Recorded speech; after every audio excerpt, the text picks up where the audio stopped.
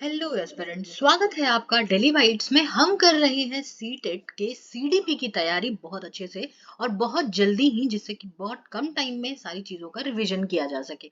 अभी भी एग्जाम में टाइम है और अगर इस वीडियो को आप देख रहे हो तो एंड तक देखते रहना। कम से कम पियाजे से रिलेटेड पूरे 150 क्वेश्चन में मिनिमम जो 10-12 क्वेश्चन आते हैं वो सारे के सारे आपके क्लियर हो जाएंगे। Stay tune to this video till end to find out more about Piaget's theory of cognitive development.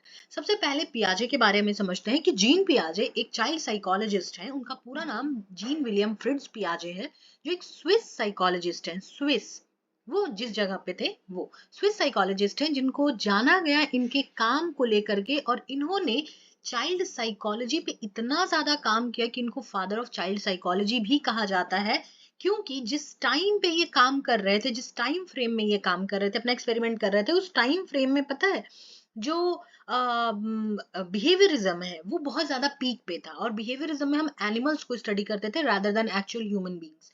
Animal की फाइंडिंग्स को, एनिमल पे जो फाइंडिंग की गई है उसी को हम रख देते थे ह्यूमन बींग के ऊपर भी, कि जैसा एनिमल बिहेव कर रहा है तो वैसे ही ह्यूमन बींग भी बिहेव करेंगे। पर इन्होंने अपने ही बच्चों को स्टडी किया और फिर उसके बाद कॉग्निटिव डेवलपमेंट की प्रॉपर एक थ्योरी का इजाद किया। और फिर उसके बाद इन्होंने बताया, समझाया कि कैसे ये सारा काम हो रहा है।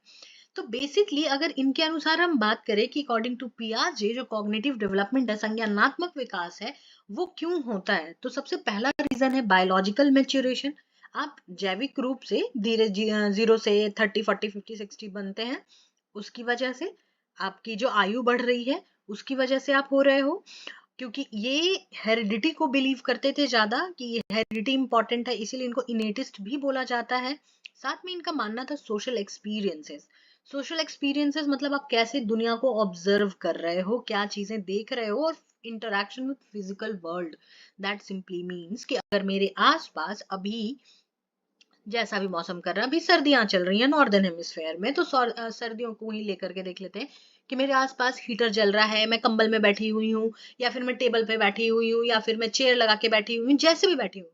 तो वो जो फीलिंग है जहां पे मैं अलग अलग जगह पे बैठ रही हूँ, उस वाली जगह की जो फीलिंग है, तो that is a physical world, जो इमीडिएट मेरा फिजिकल वर्ल्ड है। उस बारे में यहाँ पे बात हो रही है कि पियाजे के अकॉर्डिंग उसकी वजह से भी जैसा इंटरेक्शन होता है फिजिकल वर्ल्ड से, वैसे भी हमारा संज्ञानात्मक विकास होता है। और इन्होंने इस चीज को समझाने के लिए बहुत ही सिंपल सा एक तरीका बताया कि जो कभी भी अगर हमें कोई डाउट, कोई कंफ्यूजन होता है, तो that is a phase of disequilibrium. वो एक डिस इक्विलिब्रियम का फेज है जहां पे कि हमको समझ में नहीं आ रहा है। अभी मान लीजिए आपको पियाजे नहीं पता था कि पियाजे क्या है, कौन है, इनका क्या इंपॉर्टेंस है, तो अभी आप पढ़ोगे, नाम बहुत सुना है पर एग्जैक्टली मालूम नहीं, तो that is what a disequilibrium phase. उसको डिस इक्विलिब्रियम का फेज बोलते हैं, which is a confusion state. आप लेमैन्स टर्म में ये बोल सकते हैं कि वो कंफ्यूजन का फेज है। वहां से आप जाते हो इक्विलिब्रियम फेज में, वहां से आप जाते हो इक्विलिब्रियम के फेज में by the process of equilibration, by the process of equilibration. अब देखो इक्विलिब्रियम, डिसइक्विलिब्रियम से इक्विलिब्रियम मतलब अननोन से नोन की तरफ आप जा रहे हो। बेसिकली कंफ्यूजन से आप क्लैरिटी की तरफ जा रहे हो। कंफ्यूजन से क्लैरिटी की जर्नी करते समय जो प्रोसेस हो रहा है वो है इक्विलिब्रेशन। और इक्विलिब्रेशन एक ऐसा प्रोसेस है, इतना व्यापक है और इतना ज्यादा कॉम्प्रिहेंसिव है, और ऊपर से ये ऑनगोइंग प्रोसेस है, चलते रहता है, चलते रहता है, चलते रहता है हर चीज के बारे में।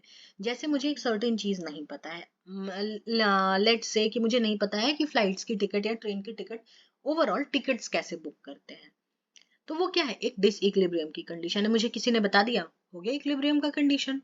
तो कुछ प्रोसेस से मैं जिस प्रोसेस से अपने से टैप कर करके मैंने टिकट्स जब करी होंगी, तो दैट इज व्हाट, या फिर जब मैंने ऑब्जर्व किया होगा, तो वो क्या है, एक ऑनगोइंग इक्विलिब्रेशन प्रोसेस है, जो हर चीज धीरे धीरे कुछ ना कुछ डाउट, कुछ कंफ्यूजन आते रहता है और हम सीखते रहते हैं, आते रहते हैं, सीखते रहते हैं, आते रहते हैं, सीखते रहते हैं। This is equilibration. और मेजॉरिटी जो इक्विलिब्रेशन है बहुत बड़ा प्रोसेस है, तो इसको हम दो भाग में डिवाइड करते हैं, which is adaptation and organization। adaptation and organization, ठीक है। अब क्या होता है इस चीज को समझते हैं कि डिस इक्विलिब्रियम से इक्विलिब्रियम जाने के लिए हमें इक्विलिब्रेशन चाहिए। इक्विलिब्रेशन को दो भाग में डिवाइड किया, एडेप्टेशन और ऑर्गेनाइजेशन। एक वर्ड जो आपको ध्यान में रखना है, विच इज अ स्कीमा, ठीक है। कभी भी आप ध्यान रखिएगा कि पियाजे is related to schema. Schema is basically mental structure of knowledge. Mental structure, ठीक है, mental structure of knowledge.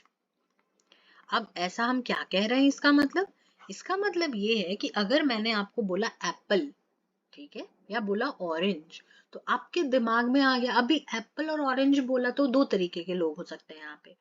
Apple का मतलब सेब समझने वाले, ऑरेंज का मतलब नारंगी समझने वाले, संतरा समझने वाले, ठीक है. और कोई लोग ऐसे भी हो सकते हैं कि जिन्होंने एप्पल सुना उनके दिमाग में आईफोन वाला एप्पल आया, ठीक है. ऑरेंज बोला तो उनके दिमाग में रंग आया कि नारंगी रंग होता है, ठीक. तो इस प्रकार की चीजें, उसको हम कहते हैं मेंटल स्ट्रक्चर ऑफ नॉलेज. जो पता है, अभी मैंने जैसे बोला कॉफी, तो आपके दिमाग में कॉफी एक जैसा नहीं बना होगा. किसी आपके में से किसी के दिमाग में हो सकता है जो इस वीडियो को देख रहे हो, सीसीडी की कॉफी बनी होगी, किसी के दिमाग में शादी वाली कॉफी बनी होगी, किसी के दिमाग में अपने दोस्तों के साथ कभी बीच पे बैठ के मटर गश्ती करते वक्त जो चाय कॉफी पी होगी, समय बिताया होगा, वो बना होगा. तो हर किसी का नॉलेज एक चीज के बारे में नहीं है. तो सोचो, एक वर्ड को सुन करके जब इतनी सारी चीजें हैं, तो इसी प्रकार कितने सारे कॉन्सेप्ट्स हैं जो ऑन गोइंग चलते रहते हैं. That is why we said कि इक्विलिब्रेशन चलते रहता ऑन गोइंग प्रोसेस है, ठीक है. स्कीमा याद रखिएगा, जहां पे भी पियाजे मिले और ऑप्शन में स्कीमा दिखे तो ऑप्शन टिक करना है आपको, स्कीमा, ये वर्ड याद रखिएगा. मेजॉरिटी ऑफ टाइम 4 लाइन का क्वेश्चन देता है और ऑप्शन में स्कीमा रहता है. एक कल्चरल टूल रहेगा, एक स्कीमा रहेगा, एक टीचिंग एड रहेगा, इस प्रकार से एक और ऑप्शन रहेगा. जिसमें से पियाजे से रिलेटेड अगर कुछ चुनना होगा तो आप स्कीमा चुनोगे और वही सही आंसर होगा. Now coming back to adaptation. Adaptation को भी हमने दो भाग में बांटा, जिसमें कि एसिमिलेशन होता है, जिसको हम बोलते हैं assimilation, which is adding new information to old schema. किसी पुराने नॉलेज में आप नया नॉलेज जब जोड़ते हो. सनराइजेज इन ईस्ट, फिर सनराइजेज इन ईस्ट नहीं था, उसको हमने ठीक किया, ठीक है, मॉडिफाई किया कि नहीं, सनराइज नहीं होता, पृथ्वी घूमती है, तो मॉडिफाई कर लिया हमने, चेंज कर लिया, ठीक है. अब देखो, हमने यहाँ चेंज किया और चेंज करने से काम नहीं बना तो हमने नया स्कीमा बना लिया, ठीक, ये हो गई बात. और कई बार चेंज करने और नया स्कीमा बनाने की जरूरत नहीं पड़ती, पुराने स्कीमा में ही हम नया इंफॉर्मेशन ऐड कर लेते हैं, उसी को हम बोलते हैं. अब पुराने स्कीमा में नया इंफॉर्मेशन ऐड कर लेने का मतलब ये है कि आपको पता था कि इक्विलिब्रेशन होता है, एडेप्टेशन, ऑर्गेनाइजेशन होता है, पर आपको अभी एसिमिलेशन, अकोमोडेशन अगर नहीं पता था, तो आपको मालूम तो था ना कि एडेप्टेशन है. अब एडेप्टेशन का ही क्लासिफिकेशन फर्दर है ये, तो वो आप क्या कर रहे हो, पुराने स्कीमा में नया इंफॉर्मेशन ऐड कर रहे हो. और मॉडिफाई हम कब करते हैं, जब चीजें कुछ गलत चल रही होती हैं तो उसको मॉडिफाई कर रहे होते हैं, तो हमने मॉडिफाई कर लिया, ठीक है. और नया स्कीमा कब बनाते हैं, नया स्कीमा तब बनाएंगे जब हमें किसी चीज का आइडिया ही नहीं रहेगा. जैसे मुझे गाड़ी चलानी नहीं आती, मुझे जब गाड़ी चलानी सीखनी होगी, तो this is what, creating a new schema, तब मैं नया स्कीमा बनाऊंगी.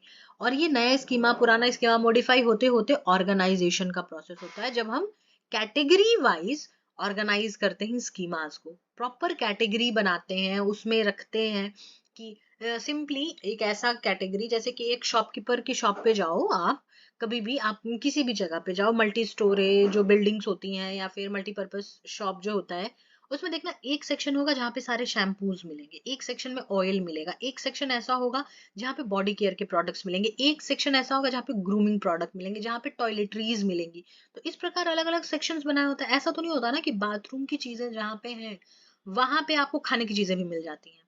अगर सैनिटरी पैड्स रखे हुए हैं तो वहीं पे आपको देखने के लिए मिल जाएगा. सैनिटरी पैड्स के साथ हगीज मिलेगा बिल्कुल, लेकिन सैनिटरी पैड्स के साथ आपको कभी भी मसाले नहीं मिलेंगे रखे हुए, ठीक है, एक ही सेक्शन में रखे हुए. तो दिस इज व्हाट, ऑर्गेनाइजेशन.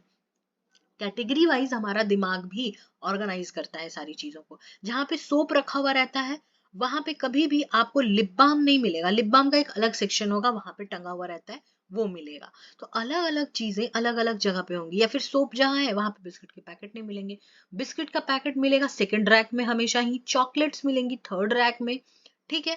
ऐसी जगह पे बड़े बड़े जितने भी कंटेनर्स, कुरकुरे, लेज, ऐसे वाली जो भी चीजें होंगी वो आपको ऊपर वाले मिलेंगी. तो इस सब क्या है, ऑर्गेनाइज्ड मैनर में चलता है सारी चीजें. तो इसी को हम कह रहे हैं ऑर्गेनाइजेशन.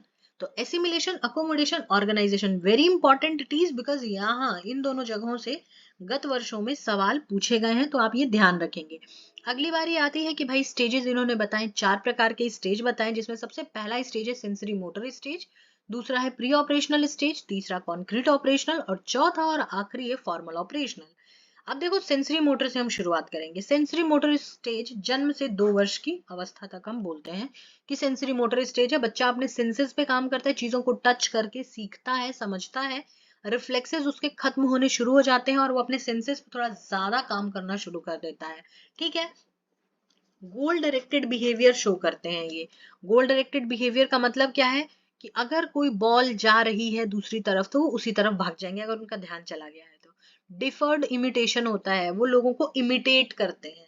कोई छोटे बच्चों को नकलची बंदर कहते हैं। क्यों कहते हैं ऐसा? इसीलिए क्योंकि वो ट्रेसेस दिखा रहे हैं, वो दूसरे लोगों को क्या कर रहे हैं, दूसरे लोगों को इमिटेट कर रहे हैं। Then we have object permanence, कि अगर कोई चीज आंख के सामने है तो वो एग्जिस्ट करती है, अगर आंख के सामने नहीं है तो वो एग्जिस्ट करती होगी, पर बच्चों के लिए वो उतना दिमाग में ध्यान में नहीं रहता है। तो ऑब्जेक्ट परमानेंस, अगर आंख के सामने है तो एग्जिस्ट कर रहा है, नहीं है तो नहीं कर रहा है। बिल्कुल वैसा वाला हिसाब किताब चल रहा है ऑब्जेक्ट परमानेंस में। तो ये 3 इंपॉर्टेंट पॉइंटर्स है जिसको आपको ध्यान में रखने की जरूरत है। सेंसरी मोटर स्टेज में बच्चा क्या कर रहा है, अपने सेंसेस पे काम कर रहा है, चीजों को टच करके सीख रहा है और वैसे ही वो काम आगे बढ़ा रहा है। Then we have pre operational stage, जो 2 से 7 वर्ष की उम्र तक का होता है। देखो अर्ली चाइल्डहुड फेज भी लिखा हुआ है, जहाँ पे बच्चा अब धीरे धीरे बोलना सीख गया है, तो अब वो बोलेगा और कुछ भी बोलेगा, जिसको हम ट्रांसडक्टिव रीजनिंग कहते हैं। ट्रांसडेटिव रीजनिंग, जिसमें कि इलॉजिकल रीजन देते हैं, कुछ भी रीजन देते हैं। एनिमिज्म होता है, एनिमिज्म मतलब हर चीज में उनको जीवन नजर आता है। टेबल ने मुझे मारा, मेरी डॉल मुझसे कह रही है कि उसको खाना खाना है, मेरी कार को भी तो ठंड लगती होगी। इस प्रकार के जो बच्चे तर्क देते हैं, this what animism.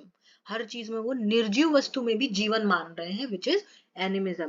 Then we have irreversibility, वो एक काम को दूसरे प्रकार से नहीं कर सकते। मतलब कि अगर आपने उनको स्कूल से घर का रास्ता दिखा दिया है, ध्यान से सुनना, स्कूल से घर का रास्ता अगर दिखा दिया है तो वो घर से स्कूल नहीं जा पाएंगे, उनके लिए वो दूसरा चीज है। मतलब अगर उनको 7 into 2 आता है कि 7 into 2 14 होता है, ठीक है, लेकिन 2 into 7 अगर याद नहीं है तो इसका मतलब नहीं है। ये चीज उनको नहीं समझ में आएगा कि सेम चीजें उलटती गई हैं, नहीं आता है तो वो हमें पुराना वाला याद रखने की जरूरत है, ये उनको याद नहीं रहेगा, उनको पता नहीं चलेगा। तो वो रिवर्सिबिलिटी अभी थॉट्स में नहीं आई है कि चीजों को रिवर्स करके ये देख सके। ईगोसेंट्रिसिज्म है, अपने ऊपर मैं, मेरा, इन सारी चीजों पे उनका ध्यान थोड़ा ज्यादा रहता है। देन सेंट्रेशन है कि लैक ऑफ कंजर्वेशन, कहने का मतलब है कि एक ही जगह पे उनका ध्यान फिक्स रहता है, सेंटर्ड रहता है, उसी को हम सेंट्रेशन कहते हैं। अगर वो खाना खा रहे हैं और बातें कर रहे हैं तो या तो वो बातें कर लेंगे या तो खाना खा लेंगे, बीच में नहीं होगा कुछ भी, तो उसी को हम कहते हैं centration. Then we have concrete operational stage, 7 से 11 वर्ष की अवस्था को बोलते हैं कॉन्क्रीट ऑपरेशनल स्टेज, जहाँ पे कि बच्चा अब धीरे धीरे लॉजिकल सोचना शुरू कर चुका है। 7 से 11 साल का बच्चा है, कक्षा छठी में चला गया है लगभग। 11 साल आते आते बच्चे छठी क्लास में चले जाते हैं नॉर्मली, तो लॉजिकली सोचने लगता है, रिवर्सिबिलिटी आ जाती है, कॉजेज और इफेक्ट समझ में आने लगता है कि किसी भी चीज का प्रभाव क्या पड़ेगा कि दूसरे किसी भी चीज पे, जैसे कि पोल्यूशन का क्या प्रभाव पड़ेगा। तो इस प्रकार के प्रश्न उनके किताबों में आपको देखने के लिए बहुत सारे मिलेंगे। क्लासिफिकेशन की समझ होने लगती है, वर्गीकरण पढ़ना होता है उनको, वो पढ़ते भी हैं। अब वो एक साथ कई सारी चीजें कर पाते हैं। विकेंद्रीकरण हो गया है, सिरेशन, यानी क्रम अब वो लगा सकते हैं अच्छे से। ध्यान रखिएगा, आप कहोगे कि असेंडिंग डिसेंडिंग तो बचपन ही में पढ़ा पढ़ा लिया जाता है कि बड़ा छोटा कैसे लगाते हैं, तो बड़ा छोटा, पर अभी यहाँ पे असेंडिंग डिसेंडिंग बड़े लेवल पे लगाने की बात हो रही है, वो भी अब वो कर पाते हैं आराम से। अब इनकी कल्पनाएं बहुत रंगीन हो जाती हैं, चीजें कल्पना करके वो लिख सकते हैं, समझ सकते हैं, इसीलिए तो कॉजेज और इफेक्ट वो समझ रहे हैं और वो काम कर रहे हैं। ठीक है, और ability to stable establish relationship भी स्टेबल कर लेते हैं। कहने का मतलब है कि पहले अगर बच्चे को a is equals to B, B is equals to C, तो a is equals to what दिया जाए, अगर ये पूछ लिया जाएगा कि explain how a is equals to C, तो वो शायद नहीं बता पाएंगे, पर ये इस स्टेज वाले बच्चे A is equals to C proof करके बता देंगे। तो धीरे धीरे 6 क्लास के बाद मैथमेटिक्स में अगर आप ध्यान देंगे तो प्रूफ वाले क्वेश्चंस बढ़ जाते हैं। ठीक है, तो ये हो गई सेंट्रेशन कंजर्वेशन के बारे में। यहाँ पे वीडियो पॉज करके एक बार ये टाइप्स ऑफ कंजर्वेशन देख लीजिएगा। Volume, number, matter, length. Matter से कई बारी सवाल आता है, नंबर से कई बारी सवाल आता है। बेसिकली सवाल क्या रहता है कि एक बच्ची है, वो किसी कक्षा में दे दी जाती है, उसको टीचर इसको पत्थर देती है, तो पत्थर से कई बारी सर्कल बनाती है, एक बारी स्क्वायर बनाती है, एक बारी ट्रायंगल बनाती है, सेम पत्थर से। तो बार बार वो बच्चा उस पत्थर को काउंट कर रहा है, तो इसका मतलब वो कौन से स्टेज में है। तो यहाँ पे इस स्टेज में तो कंजर्वेशन हो गया ना। अब उनको समझ में आ गया है कि सेम अगर है पत्थर तो कुछ नहीं होगा, तो इससे पहले वाली स्टेज में है वो, तो प्री ऑपरेशनल स्टेज में है। तो इस चीज को पॉज करके आप आराम से पढ़ लीजिएगा। अभी फिलहाल आगे बढ़ते हैं, which is fourth stage, formal operational stage. अमूर्त संक्रियात्मक अवस्था, बच्चे बड़े हो चुके हैं, आप इस स्टेज में, मैं इस स्टेज में आते हैं, आपके घर वाले सभी लोग, हम लोग 11 वर्ष से जितने भी ऊपर होंगे। कई बार ये बैरियर 11 की जगह 12 भी मिलता है, तो उसमें कोई बहुत ज्यादा डिबेट की बात नहीं है। 11-12 साल के बाद की आयु सीमा होती है। अब ये लास्ट स्टेज है डेवलपमेंट का अकॉर्डिंग टू पियाजे, और उनका ऐसा मानना है कि बच्चे जो होते हैं वो छोटे साइंटिस्ट होते हैं। ठीक है, और अगर वो फॉर्मल ऑपरेशनल स्टेज में ढंग से पहुंच गए हैं तो वो एक अपने आप में संपूर्ण वैज्ञानिक बन जाते हैं, उनको पूरी चीजें समझ में आने लगती हैं। ठीक है, एब्स्ट्रैक्ट थिंकिंग डेवलप होने लगती है, अमूर्त सोच विकसित हो जाती है, अब वो स्पेस में प्रॉब्लम्स को सॉल्व कर सकते हैं। एज इन यहाँ पे ये देखो, ये एक फॉर्मूला है जो 9th क्लास में हमने 9th 10th में पढ़ा हुआ होता है। ठीक है, 9th या 10th में पढ़ते हैं, डिटर्मिनेंट जो इसको रूट्स निकालते हैं वो है B plus minus root over B square minus 4ac, determinant वाला फॉर्मूला है बाई AC बाई 2a। तो ये क्या है, यहाँ पे हम क्या बोल रहे हैं कि अब ABC करके इमेजिन करके वो कर पा रहे हैं, तो which is what, abstract thinking. अब deductive reasoning, inductive reasoning, scientific method, hypothetical reasoning, ये सारी प्रकार की रीजनिंग उनको आने लगती है। हाइपोथेटिकल डिडक्टिव रीजनिंग आने लगती है, अब वो हाई लेवल की रीजनिंग सॉल्व कर सकते हैं। और साथ में अब उनमें एक चीज का निर्माण होता है जिसको कहते हैं एडोलेसेंट ईगोसेंट्रिसिज्म। एडोलेसेंट वाली एज में है तो उनको क्या लगता होगा कि मुझे लोग देख रहे हैं, अगर मैंने नहीं किया तो क्या होगा। इस प्रकार की चीजें यहाँ पे आने लगती हैं, which is formal operational stage. Now एक क्विक रिकैप करेंगे, यहाँ पे वीडियो को पॉज करके आप फटाफट से इसको पढ़ लेंगे। सेंसरी मोटर 0 to 2 ईयर, जहाँ पे बच्चे अपने सेंसेस पे काम कर रहे हैं। प्री ऑपरेशनल स्टेज, जहाँ सिंबॉलिक थॉट है, मतलब कि थॉट प्रोसेस में कुछ भी चल रहा है। प्रॉपर वर्ड्स आ गए हैं, पर ग्रामर सिंटेक्स अभी चीजें आ गई हैं, उनको बोलने आ गया है, तो अब वो कुछ भी बोल रहे हैं, कुछ भी सोच रहे हैं। अभी कंजर्वेशन नहीं हुआ है, डेवलप हो रहा है कंजर्वेशन, और डेवलप होते होते हम कॉन्क्रीट ऑपरेशनल में, सॉरी, डीकंजर्वेशन डिसेंट्रेशन होते हैं, तो जब कॉन्क्रीट ऑपरेशनल आ जाता है, और जब हम हाइपोथेटिकल रीजनिंग कर पाते हैं तब फॉर्मल ऑपरेशनल स्टेज में पहुंच जाते हैं। देन एक ओवरव्यू देखें तो पियाजे की थ्योरी एक स्टेज थ्योरी है, यूनिवर्सल है और क्यूमुलेटिव है, पुराने वाले एक्सपीरियंस पे नए वाले एक्सपीरियंस बेस्ड है, जो पुराने एक्सपीरियंस रहे थे उसी पे। तभी तो डिसेंट्रेशन और सेंट्रेशन, सेंट्रेशन और डिसेंट्रेशन की हम बात कर रहे हैं। बच्चा सीखता कैसे है, अपने इन्वायरमेंट के साथ इंटरैक्ट करके, चीजों को टच करके सीख रहा है, फील कर रहा है, तो वो क्या है, इंटरैक्शन विद फिजिकल वर्ल्ड।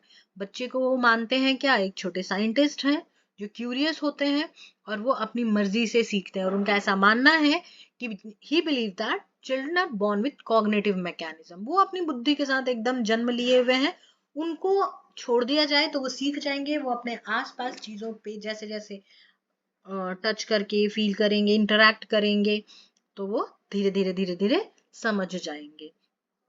अब एडुकेशनल इम्प्लीकेशन की बात करें तो जैसे वाइगॉट्स्की एक सोशल कंस्ट्रक्टिविस्ट हैं, जो पियाजे हैं वो रेडिकल कंस्ट्रक्टिविस्ट हैं। ये सारी चीजें हमने वाइगॉट्स्की में भी पढ़ी थी, पर वो ग्रुप वर्क के लिए पढ़ी थी।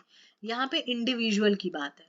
ठीक है, कि एक बच्चे को ये सारी चीजें दी जाए, इस तरीके से अप्रोच रख के पढ़ाया जाए, प्रोजेक्ट भी दिया जाए तो एक बच्चे को दिया जाए। और जो पियाजे कह रही हूँ, सॉरी, वाइगॉट्स्की थे, उनका कहना था कि ग्रुप वर्क प्रोजेक्ट में दिया जाए, एक्टिविटी मेथड हो तो एक्टिविटी ग्रुप में प्लान की जाए, टीचर एक फैसिलिटेटर है, इंडिविजुअल डिफरेंसेस को केटर किया जाता है।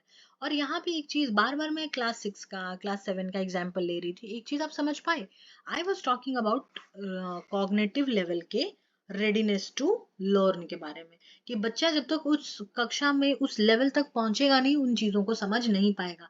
And this is the exact reason कि X square plus Y square is equals to, for अगर 36 दिया हुआ है तो x to the power 4 plus Y to the power 4 is equals to what, ये वाला सवाल 8th क्लास का बच्चा बना सकता है, बट 5th क्लास का बच्चा नहीं बना सकता है, क्योंकि कॉग्निटिवली इस सवाल को 8th क्लास वाला प्रोसेस कर सकता है पर 5th क्लास वाला प्रोसेस नहीं कर सकता है। इसीलिए रेडीनेस टू लर्न भी लेके आए।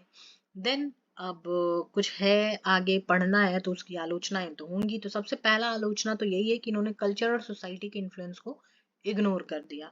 दूसरा, ट्रेनिंग बहुत इंपॉर्टेंट होता है। अगर हमने किसी को ट्रेन कर दिया है, कि छोटे बच्चों को भी अगर ट्रेन कर दिया जाए तो वो एक्स स्क्वायर सॉल्व कर लेंगे, इसमें कोई बड़ी बात नहीं है।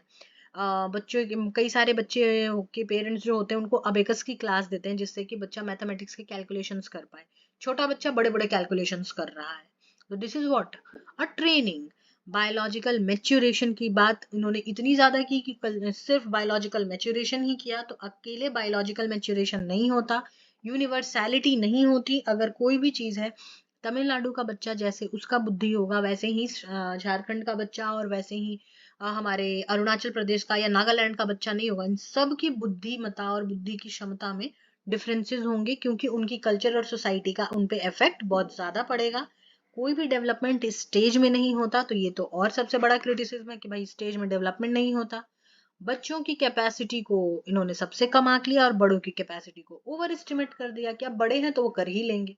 जरूरी नहीं है कि बड़े हैं तो कर लेंगे। छोटे बच्चे क्योंकि वो कर रहे हैं किसी पर्टिकुलर काम को, तो ज्यादा अच्छे से कर लेंगे। जैसे कि तोड़ने फोड़ने वाला गेम नहीं होता जिसके ऊपर ब्रिक पे ब्रिक रख करके बनाते हैं, तो वो वाला काम बच्चे कर रहे हैं तो वो ज्यादा अच्छे से कर लेंगे। छोटे बच्चों का जो खेल होता है वो ज्यादा अच्छे से कर लेंगे। देन वाइगॉट्स्की और पियाजे के आइडियाज में डिफरेंस जानना बहुत जरूरी है। यहाँ से थोड़ा ध्यान से सुनिएगा, बिल्कुल ऑपोजिट है एक दूसरे के। ठीक है, जहां पियाजे हेरिडिटी की बात करते हैं, वाइगॉट्स्की इन्वायरमेंट की बात करते हैं। पियाजे बायोलॉजिकल मैच्योरेशन की बात करते हैं, वाइगॉट्स्की सोशल एक्सपीरियंस कल्चर के बारे में बात करते हैं। पियाजे जो है डिसकंटिन्यूअस डेवलपमेंट को एडवोकेट करते हैं, वाइगॉट्स्की कंटिन्यूअस डेवलपमेंट को स्टेज करते हैं। इसी वजह से उसको ज्यादा प्रोजेक्ट कर रहे हैं कि कंटिन्यूअस डेवलपमेंट है, क्योंकि इन्होंने क्या 3 चीजें सिर्फ बताई हैं अपने में, MKO, ZPD और स्केप फोल्डिंग। बस यही तो बताया, और कुछ तो बताया नहीं इन्होंने। और इन्होंने 4 स्टेजेस बता दी हमको, 1 2 3 4, अभी जो हमने पढ़ा। ठीक है, जो पियाजे हैं वो रेडिकल कंस्ट्रक्टिविस्ट हैं, वाइगॉट्स्की सोशल कंस्ट्रक्टिविस्ट हैं, जो ग्रुप एक्टिविटी को ज्यादा फेवर कर रहे हैं। अब ये दोनों पढ़िएगा बढ़िया से, क्योंकि ये इससे कम 2 सवाल आता है। क्या है देख लीजिए, relationship between learning and development, अधिगम और विकास के बीच में क्या अंतर है, मतलब क्या रिलेशन है, क्या रिश्ता है। तो अकॉर्डिंग टू पियाजे जो डेवलपमेंट होता है उसकी वजह से लर्निंग होती है। पहले हम डेवलप करते हैं फिर हम लर्निंग करते हैं। पहले आप डेवलप करेंगे फिर लर्निंग करेंगे। और ठीक ऑपोजिट कहते हैं वाइगॉट्स्की, कहते हैं कि पहले हम किसी भी चीज को सीखते हैं उसके बाद हम विकसित होते हैं। और पियाजे का कहना है कि पहले हम विकसित होते हैं फिर सीखते हैं, हम विकसित होते सीखते जाते हैं। और वाइगॉट्स्की का कहना है कि पहले हम सीखते हैं और फिर हम विकसित होते हैं। लैंग्वेज की अगर बात करें तो पियाजे लैंग्वेज के लिए कहते हैं कि पहले हमारी सोच का विकास होता है फिर हमारे लैंग्वेज का निर्माण होता है। और वाइगॉट्स्की कहते हैं कि पहले हमारे लैंग्वेज का निर्माण होता है फिर उसके बाद हम सोचते हैं, क्योंकि सोचने के लिए भी एक भाषा चाहिए। अगर भाषा ही नहीं है तो हम सोच भी नहीं पाएंगे। तो बिल्कुल कॉन्ट्रास्ट ये लोग सोचते हैं। जिनको हिंदी में समझ में आता हो वीडियो पॉज करके हिंदी में एक बार पढ़ लीजिएगा, क्योंकि इनका जो डिफरेंस है ये आपको होलसम मैनर में ये पूरा का पूरा टॉपिक समझाएगा। तो it is very very important to watch this video twice thrice whatever you want, क्योंकि कम से कम नहीं करते 12 से 15 क्वेश्चन इस वीडियो में। डेवलपमेंट और ये दोनों तरीके के जो टॉपिक्स हैं वो बहुत इंपॉर्टेंट है, पूरे CDP साल में पूरे पेपर का ये बेस बनाते हैं। ठीक है, तो this was it for this lecture. अगर कोई डाउट, कोई कंफ्यूजन, कोई क्वेरी हो तो आप मुझसे इंस्टाग्राम के थ्रू जुड़ सकते हैं, and the handle is just right in front of you. जाओ जुड़ो, कोई कंफ्यूजन कोई डाउट हो तो पूछो, I will be there to help you out. Until then हमारे Telegram channel that is teacher education resource group, उससे जुड़ना ना भूले। वहां पे कोई भी सीटेट, एस्टेट या टीचिंग डायनेमिक्स जॉब रिलेटेड कोई भी अपडेट्स आते हैं तो वो सबसे पहले अपडेट किए जाते हैं। और तब तक के लिए अपने कमेंट्स को ज़रूर कमेंट सेक्शन में दें, सब्सक्राइब करें and God bless you all.